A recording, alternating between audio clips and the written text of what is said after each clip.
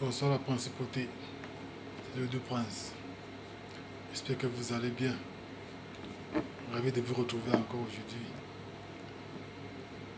Comme on parlait dernièrement à propos du monde des artistes, du monde des écrivains, du monde des poètes, du monde des créateurs des œuvres de l'esprit.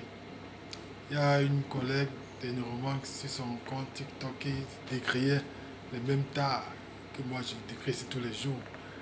Parce que comment imaginez-vous que le monde de la littérature, le monde de l'édition est passé de la célébration de l'artiste à l'arnaque de l'artiste.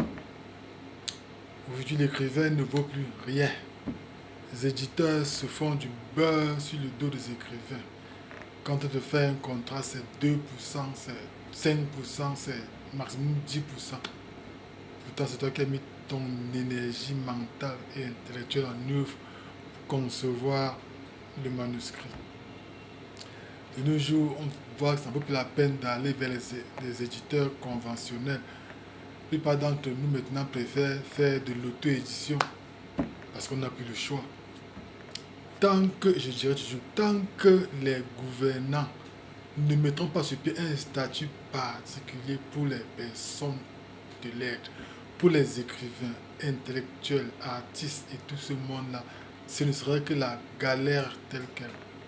Regardez la vie des artistes, regardez la fin des artistes. La fin, ce sont toujours des mendiants, c'est des perdus parce qu'il n'y a pas de ressources pour survivre. Déjà qu'au quotidien, même la survie quotidienne n'est pas évidente. Puis encore quand ils sont à la retraite, quand ils n'ont plus moyen de travailler, mais c'est inimaginable. Ça doit s'arrêter. Ça doit s'arrêter. Nous contribuons au patrimoine de l'humanité en écrivant des livres, en composant des chansons. Ça reste dans le futur. Au moins, on aimerait aussi vivre décemment de ce que nous avons fourni. Vraiment, il faudrait que les administrateurs, l'État, les ministères voient sérieusement comment régler ce problème. Ça ne peut pas continuer comme ça. Je vais encore de finir un autre manuscrit là il y a quelques jours. Je ne sais pas quoi en faire. J'attends qu'un éditeur me dise ce qu'il veut.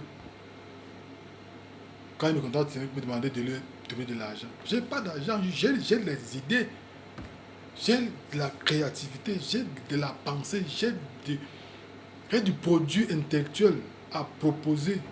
Je sais pas, j'en ai donné. Il faut payer la correction, il faut payer la lecture. Non, je n'ai pas. Toi, tu prends un livre, tu le mets en valeur et tu vends, tu me donnes mes droits. Simple. Simple comme ça. Tu ne peux pas, tu te calmes. Cependant, j'ai plein de manuscrits là. J'ai fini le manuscrit il n'y a pas quelques jours. C'est là dans mon ordinateur. Et comme moi je parlais de texte, je vais vous parler d'un ancien texte que j'ai écrit il y a environ deux ans. C'est toujours au propos de la vie des jeunes en Afrique. C'est deux jeunes qui ont décidé de lancer le projet d'élevage de volailles les pondeuses. Maintenant, ils se mettent dans le domaine. Il faut commencer à avoir de l'argent pour lancer le projet. Ils se battent, ils s'endettent déjà à la banque. Ils commencent à produire les œufs et ils vont sur le marché. Ils ignorent que le marché de la production est dominé par un groupe d'individus qui contrôlent, qui coordonnent le marché. Et ils sont les étrangers dans le domaine. Il y a un point de repère où tout le monde dépose les produits d'élevage comme les œufs pour être distribués dans les grandes villes à travers le pays. C'est là où ça se passe. Ils viennent déposer les œufs pour la première fois, on vend, on leur verse le produit de vente.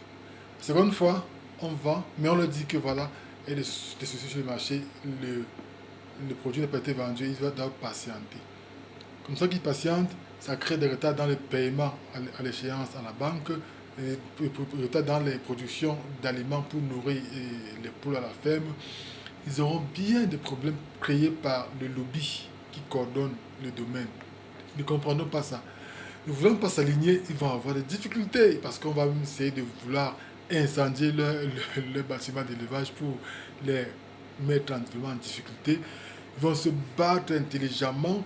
À un moment donné, ils vont être obligés d'aller créer une maladie dans l'élevage afin de provoquer la solde des poules pour essayer de trouver un peu d'argent et pouvoir aller rembourser leurs dettes à la banque.